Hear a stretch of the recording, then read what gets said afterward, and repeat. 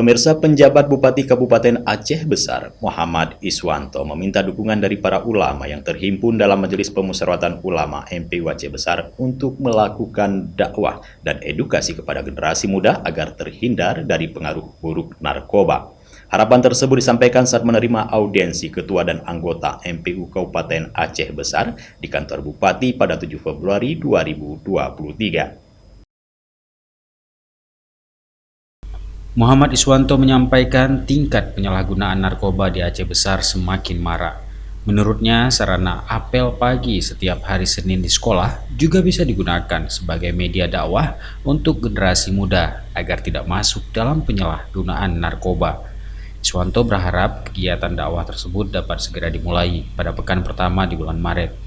Ia pun meminta asisten 1 Sekda dan Kepala Dinas Pendidikan untuk mengatur tahapan dakwah MPU di sekolah. Selain narkoba, Iswanto juga menyampaikan kekhawatirannya terhadap maraknya tindakan perusakan lingkungan seperti galian ilegal dan penebangan pohon.